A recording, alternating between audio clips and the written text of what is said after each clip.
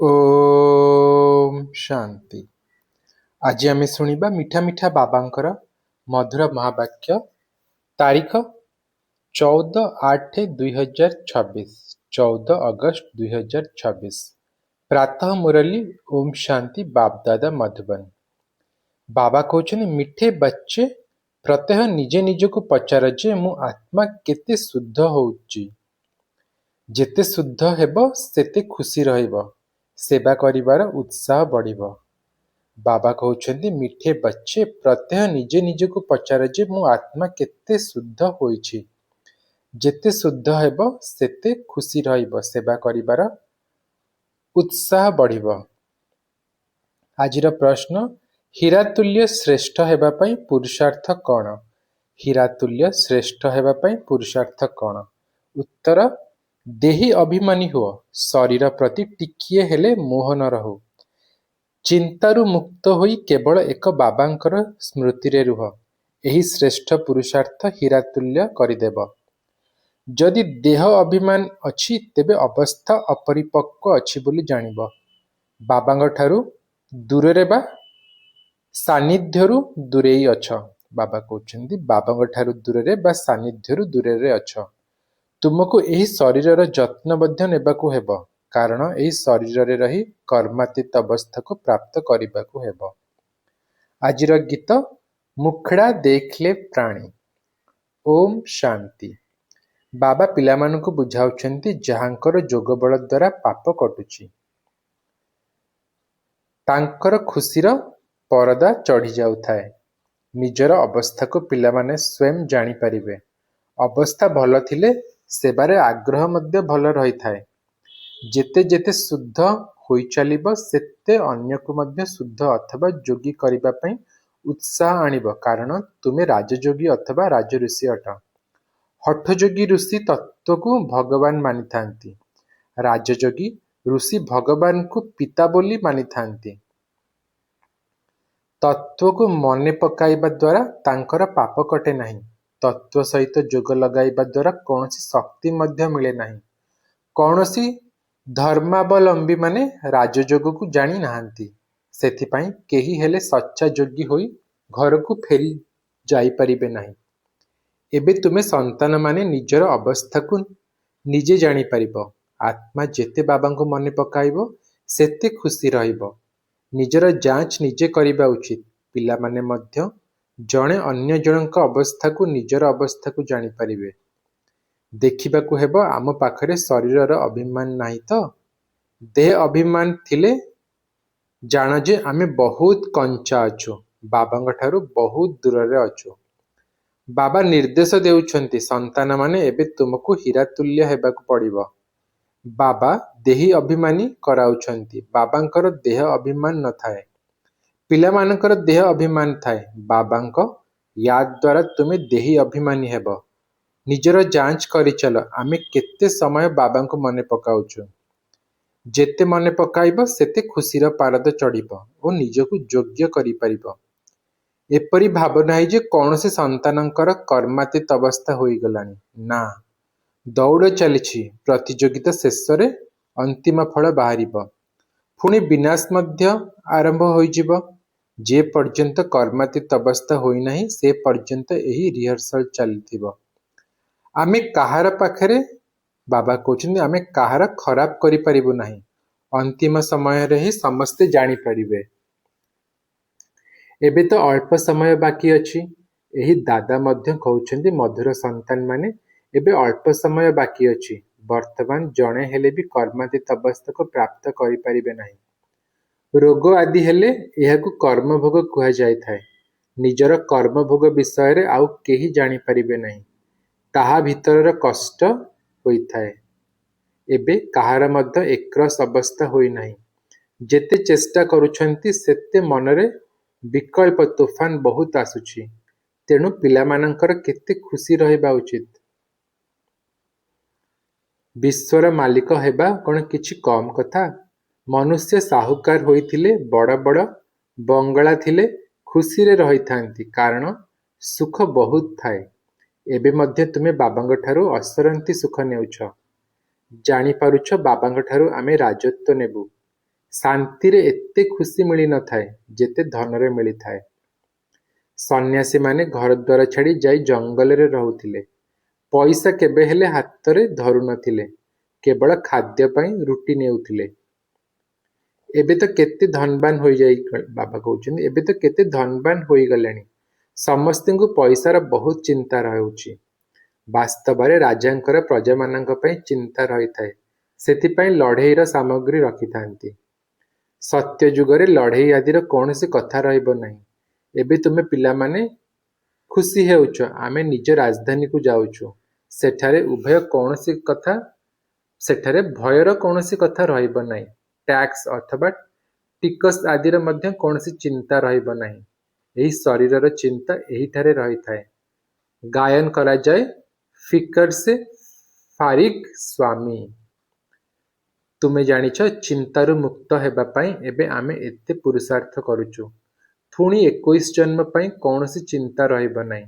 ବାବାଙ୍କୁ ମନେ ପକାଇବା ଦ୍ୱାରା ତୁମେ ବହୁତ ଅଟଳ ହୋଇ ରହିବ। ରାମାୟଣର କାହାଣୀ ମଧ୍ୟ ତୁମ ଉପରେ ଆଧାରିତ। ତୁମେ ହିଁ ମହାବୀର ଅଟଳ ହେଉଛ। ଆତ୍ମା କହୁଛି, ମୋତେ ରାବଣ ହଲାଇ ପାରିବ ନାହିଁ। ସେହି ଅବସ୍ଥା ଶେଷ ଆଡ଼କୁ ଆସିବ।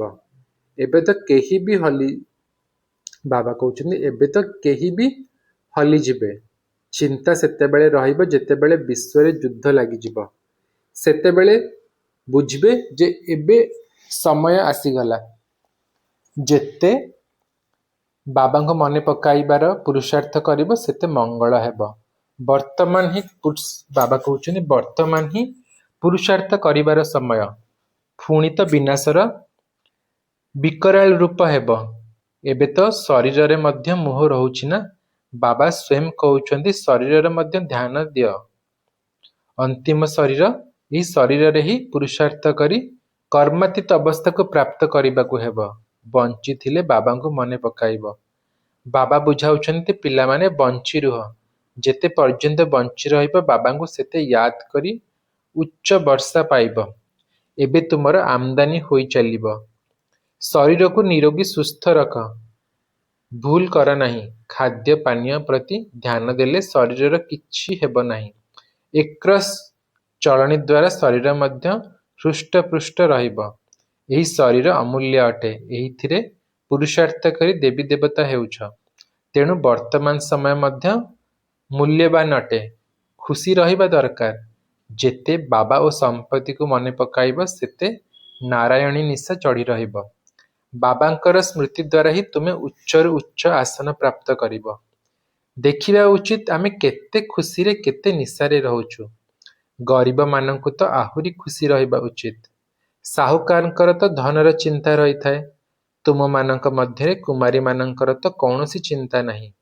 ହଁ, କାହାର ମିତ୍ର ସମ୍ବନ୍ଧୀ ଗରିବ ହୋଇଥିଲେ ଦାୟିତ୍ୱ ନେବାକୁ ପଡ଼ିଥାଏ। ଉପରକୁ ଉଠାଇବା ପାଇଁ ମଧ୍ୟ କଷ୍ଟ କରିବାକୁ ପଡ଼ିବ। ଜାଗ୍ରତ ନ ହେଲେ କେତେ ପର୍ଯ୍ୟନ୍ତ ସାହାଯ୍ୟ କରି ଚାଲିବ। ବାବା କହୁଛନ୍ତି, ତୁମେ ନିଜେ ସେବାଧାରୀ ହୁଅ ଅଥବା ସ୍ତ୍ରୀକୁ ଆତ୍ମିକ ସେବାରେ ଲଗାଅ। ତୁମେ ବାବାଙ୍କର ସହଯୋଗୀ ଅଟ। ସମସ୍ତଙ୍କୁ ତ ସହଯୋଗର ଆବଶ୍ୟକତା ରହିଛି। ଏକୁଟିଆ ବାବା କ'ଣ କରିପାରିବେ? କେତେ ଜଣଙ୍କୁ ମନ୍ତ୍ର ଦେବେ? ମୁଁ ତୁମକୁ ଦେଉଛି, ତୁମକୁ ପୁଣି ଅନ୍ୟମାନଙ୍କୁ ଦେବାକୁ ହେବ। କଲମ ଅର୍ଥାତ୍ ଚାରା ଲଗାଇବାକୁ ହେବ। ବାବା ପିଲାମାନଙ୍କୁ କହୁଛନ୍ତି, ଯେତେବେଳେ ସମ୍ଭବ ସହଯୋଗୀ ହୋଇ ମନ୍ତ୍ର ଦେଇ ଚାଲ। ତୁମ ଶାସ୍ତ୍ରରେ ମଧ୍ୟ ଅଛି ଯେ ସମସ୍ତଙ୍କୁ ସନ୍ଦେଶ ଦେଇଥିଲେ ଯେ ବାବା ଆସିଛନ୍ତି। ସ୍ୱର୍ଗ ସମ୍ପତ୍ତିର ଅଧିକାର ନେବାକୁ ହେଲେ ବାବାଙ୍କୁ ମନେ ପକାଅ। ଦେହଧାରୀମାନଙ୍କୁ ମନେ ପକାଅ ନାହିଁ। ନିଜକୁ ଆତ୍ମା ଭାବି ବାବାଙ୍କୁ ମନେ ପକାଇଲେ ତୁମର ବିକର୍ମ ବିନାଶ ହେବ ଓ ସମ୍ପତ୍ତି ମିଳିଯିବ। ଗୀତା ତ ବହୁତ ଶୁଣୁଛନ୍ତି ଓ ଶୁଣାଉଛନ୍ତି। ସେଥିରେ ମନ୍ମନା ଭବ ପ୍ରସିଦ୍ଧ ଅକ୍ଷର ରହିଛି। ବାବାଙ୍କ ସ୍ମୃତିରେ ରହିଲେ ମୁକ୍ତି ପାଇବ। ସନ୍ନ୍ୟାସୀ ମଧ୍ୟ ଏହାକୁ ପସନ୍ଦ କରିବେ। ମଧ୍ୟାଜୀବ ଅର୍ଥାତ୍ ଜୀବନ ମୁକ୍ତି। ପିଲାମାନେ ବାବାଙ୍କର ହେଲେ ବାବା କହୁଛନ୍ତି, ପିଲାମାନେ ତୁମର ଆତ୍ମା ପତିତ ହୋଇଯାଇଛି। ପତିତ ହୋଇ ଘରକୁ ଯାଇପାରିବ ନାହିଁ। ଏହା ବୁଝିବାର କଥା। ତୁମେ ଭାରତବାସୀ ସତ୍ତ୍ୱପ୍ରଧାନ ଥିଲ, ତମୋପ୍ରଧାନ ହୋଇଛ। ଏବେ ପୁଣି ସତ୍ତ୍ୱପ୍ରଧାନ ହେବା ପାଇଁ ବାବା କହୁଛନ୍ତି, ପୁରୁଷାର୍ଥ କଲେ ଉଚ୍ଚ ପଦ ପାଇବ। ଭକ୍ତି ତ ଜନ୍ମ ଜନ୍ମାନ୍ତର ଧରି କରି ଆସିଛ। ତୁମେ ଜାଣିଛ ପ୍ରଥମେ ପ୍ରଥମେ ଅବ୍ୟଭିଚାରୀ ଭକ୍ତି ଆରମ୍ଭ ହେଲା। ଏବେ କେତେ ବ୍ୟଭିଚାରୀ ଭକ୍ତି ହୋଇଯାଇଛି। ଶରୀରର ମଧ୍ୟ ପୂଜା ହେଉଛି, ତାହା ହେଉଛି ଭୂତ ପୂଜା। ତଥାପି ଦେବତାମାନେ ପବିତ୍ର ଅଟନ୍ତି, କିନ୍ତୁ ବର୍ତ୍ତମାନ ସମୟରେ ତ ସମସ୍ତେ ତମପ୍ରଧାନ ଅଟନ୍ତି। ତେଣୁ ପୂଜା ମଧ୍ୟ ତମପ୍ରଧାନ ହୋଇଯାଇଛି। ଏବେ ବାବାଙ୍କୁ ମନେ ପକାଇବାକୁ ହେବ। ଭକ୍ତିର କୌଣସି ଅକ୍ଷର କହିବା ଅନୁଚିତ। ହାୟ ରାମ, ଏହା ମଧ୍ୟ ଭକ୍ତିର ଅକ୍ଷର ଅଟେ।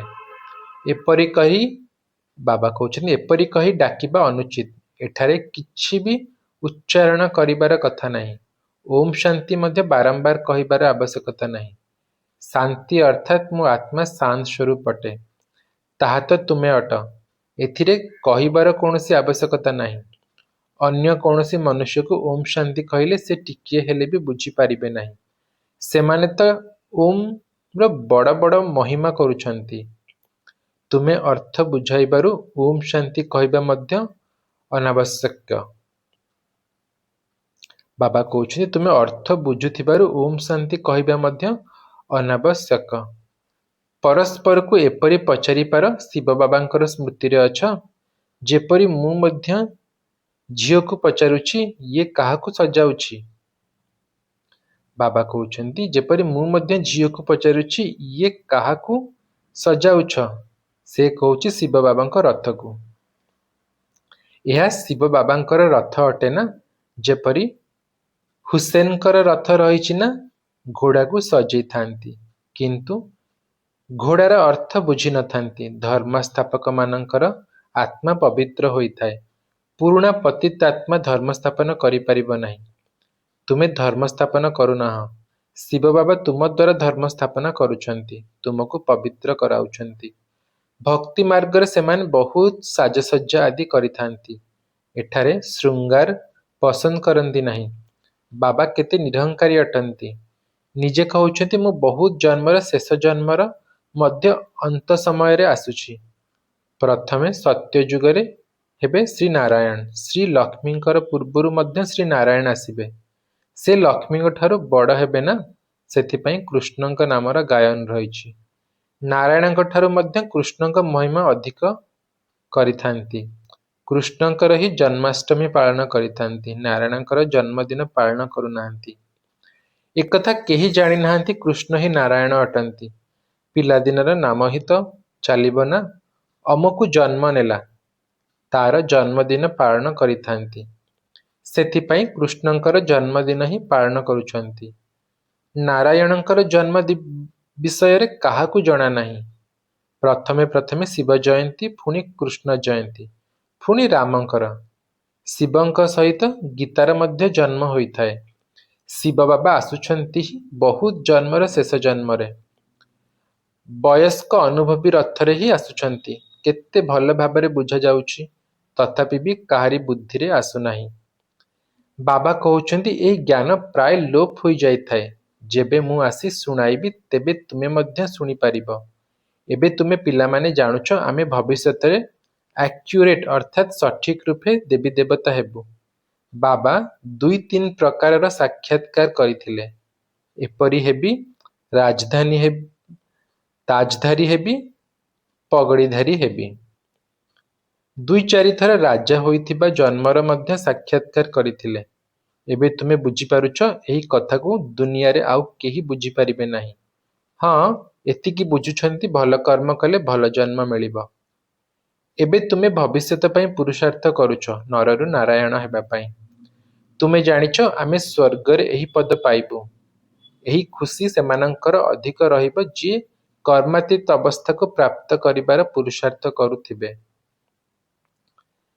କହୁଛନ୍ତି ବାବା, ଆମେ ମାମା ବାବାଙ୍କୁ ଅନୁସରଣ କଲେ ଯାଇ ସିଂହାସନରେ ବସିପାରିବୁ।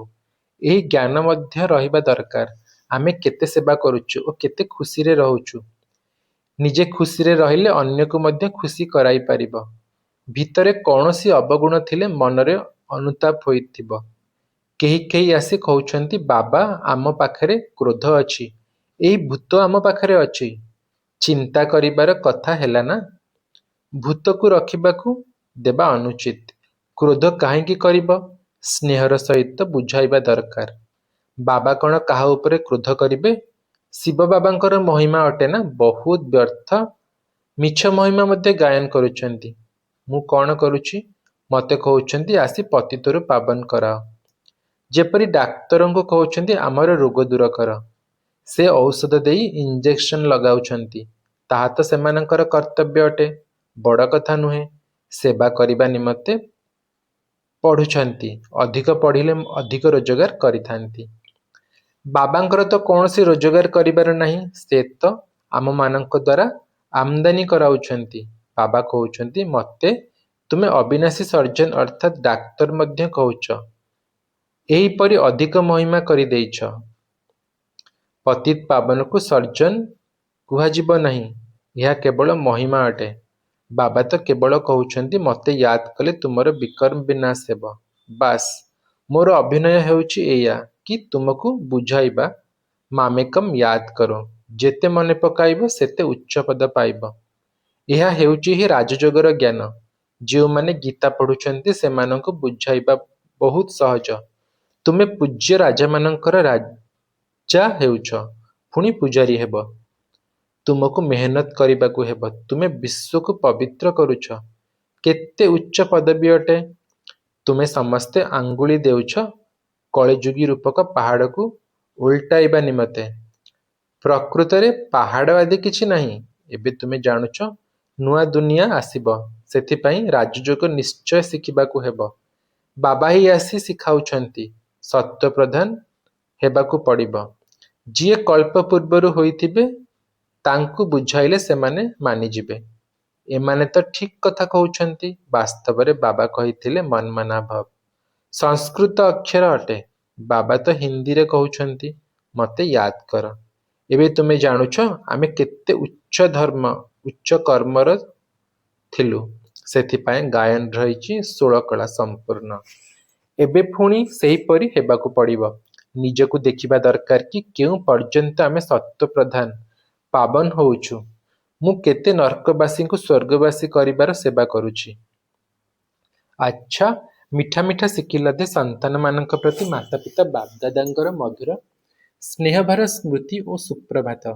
ଆତ୍ମିକ ପିତାଙ୍କର ଆତ୍ମିକ ସନ୍ତାନମାନଙ୍କୁ ନମସ୍ତେ। ଆମ ସବୁ ଆତ୍ମିକ ସନ୍ତାନମାନଙ୍କର ଆତ୍ମିକ ମାତାପିତା ବାପଦାଦାଙ୍କୁ ମଧୁର ସ୍ନେହଭରା ସ୍ମୃତି ଓ ସୁପ୍ରଭାତ। ନମସ୍ତେ ନମସ୍ତେ ନମସ୍ତେ ବାବା ନମସ୍ତେ। शुक्रिया बाबा, शुक्रिया, दिल से शुक्रिया। ओम शांति बाबा।